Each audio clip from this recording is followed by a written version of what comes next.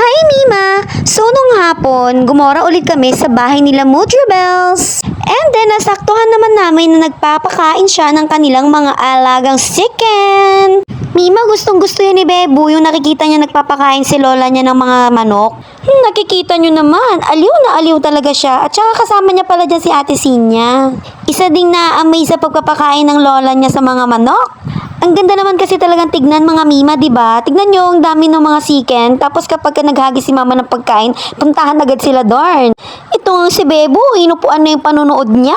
Hindi naman natatakot si Bebo sa mga manok, Mima, kasi hindi naman sila nanunuka. At saka sabi ko, pag tinuka siya, liigan niya agad. Ito palang mga puting manok na ito mga Mima, alaga yan ni Kuya Sander. Nung nagkaroon ng fiesta dito sa baryo namin, may nagtitinda ng sisiw, yung mga may kulay-kulay. Itong si Kuya Sander, syempre bata, di naaliw siya sa mga kulay-kulay. Nagpabili siya ng 2, 40 isa niyan nun. Tapos ayan, hindi ko akalain na mapapalaki niya at mabubuhay niya ng ganyan. Sabi nga ni Mother, pwede na daw katayin yan. Pero tuwing sinasabi ko naman kay Kuya Sander na kakatayin, ayaw! Kawawa daw kasi Mima. Nga mo, gatangag siguro, mabalin. Gatangag 50 may isa. Tapos, inaya ko pala sila ate sa dike. Sabi ko, akyat kami doon. Go naman siya kasi nga daw si Sinya, hindi pa daw nakakaakyat doon. Diyos me, yun, nasa likod lang nila yung dike. Di man lang nailibot doon ng very, very light. Pag akyat nga dyan, sabi niya, wow, so pretty. English speaking ka, girl? Mima, si Bebo, Diyos ko, nakakatakot bitawan dito sa taas. Tatakbo lang talaga siya ng tatakbo hanggang doon sa may pababa. Wala talaga siyang pake. Ito pala yung likod ng bahay nila Mother, mga Mima. Yan yung manukan nila. Diyan lang kami kanina sa video ko nung nauna. And then, ayan na rin yung tulay. Tapos yung dike. O diba talagang likod lang talaga ng bahay nila. Pwede dyan, Mima. Dala ka lang ng upuan mo. Basta makulimlim. Tambay-tambay ka lang, oh. And then, kape. Tapos magsama ka na rin ng kamaritesan mo, Mima. Eh, di perfect. Tignan nyo, Mima, si ate tsaka si Sinya. Sige lang sila habol kay Bebo. Diyan, binuhat ko muna si Bebo.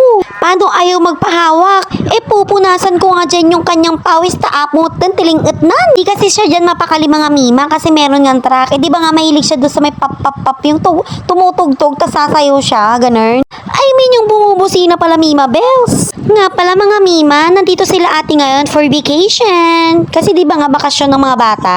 Inuwi niya muna si Sinya dito bago ulit magpasukan. Pero by next week, back to Manila na ulit sila. Back to Manila girl ulit ang ate Sinya.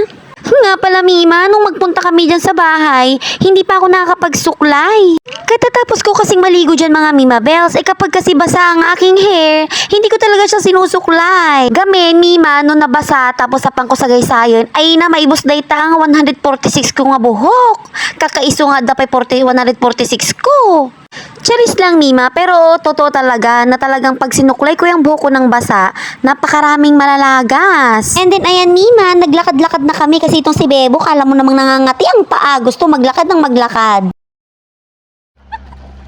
Pap, dali! Sa'yo kasi na. Ako din, ako din. Pap. Oh, Jiva, ang galing magsayaw, nagmana sa mami. And then Mima, nung nakaramdam na ako ng pagod kay Bebo, nag-aya na rin ako kay ate na bumaba na. And then yan nga ang aming mini hagdan papunta sa dike. Medyo nakakatakot lang siya ng very light gamitin mga Mima at aking hawak nga si Bebo. Ang sexy pa naman namin, baka mamaya hindi kami kayanin. Chares! Mima, big girl na talaga si Sinyo. Inaalalayan ko siya dyan pero sabi niya sa akin, Tita, it's okay, kaya ko. Sabi niya. Diyan Mima, nauna na akong pumasok kasi napansin ko napakakatinong damo sa gilid. Nung ako na kasi yung bumababa kanina mga Mima, nadapli siya sa balat ko. Tapos parang sakit-sakit nung kati niya, ganun. Di paano pa kung sa skin siya ng baby matatouch, di ba mga Mima Bells? Di mas mangangati sila kasi mas manipis ang kanilang mga skin. Yes mga Mima, hindi lang halata kahit majijitim yung mga junakis ko, masailan din naman ako sa mga yarn. Charis lang mga Mima ha, baka may tumahol. Pagbaba namin dito Mima, sabi ni Mother, tignan ko daw yung puno ng kamyas niya kasi hitik na hitik nga daw sa bunga. And then ayan nga, pinuntahan ko, sobrang daming bunga, ang sarap tignan. Pero syempre, hindi niya tayo maluloko, maasim ka, maasim. Sige, tikman mo. Sarap yan. Ito, magandang picture, ang dami. Paano Green grape. Paano daw kainin? Kagat mo lang. Oh, Saiden, green grape. Dami oh. Halika na, dali. Papaabot ko tayo. Halika. Masarap? Apple yan ng Maynila. Siyempre, dapat si Bebo may taste test din mga Mima. Kaso Mima, may trust issue yan si Bebo eh. Ayaw niya pa nung una kagatan. So later on, nag-first bite na rin siya. Kaso Mima, hindi naman bumaon yung kanyang kagat kaya ayan, tinulungan ko na. Ako yung nagigilip sa reaksyon niya eh. And then nung na-taste niya na, ayan, nag-asim kilig din yung festlock ni Bes.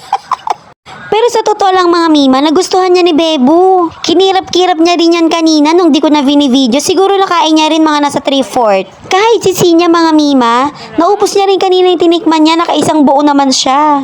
Tapos mga Mima Bells ko, sa tabi ng piyas, meron din ganitong klase ng puno oh. Alam niyo ba mga Mima kung anong klaseng prutas ito? Or kung prutas nga ba ito? Tignan niyo, super hitik din niya sa bunga. Ay na, bayabas ata, binuras ko amin dagitan sa loot. Pero sabi naman ni Mother, tinikman niya na daw yan nung nahinog na. Pag nahinog daw yan, Mima Bells, ang kulay niya is dilaw. Tapos ang lasa niya, para lang daw siyang asukal, matamis, ganon. Literal na asukal daw yung kalasa niya. Mima, yung kamyas at saka yung di ko alam kung ano man yan, dito lang din yan sa looban ng manukan nila Mother. Dito lang din yan sa likod ng bahay nila. Nga pala Mima, may nagsasabi din na yung daw bilog-bilog na yan is pagkain daw yan ng ibon. Pero never naman ako nakakita na nagtutuka-tuka ng ibon dyan. Comment down naman kayo mga Mima kung alam nyo kung anong klaseng prutas yan. Para kung nakakain naman talaga siya, matikman man lang para malaman namin kung ano ang lasa, ganun. So yun lang Mima, thank you for watching, bye bye!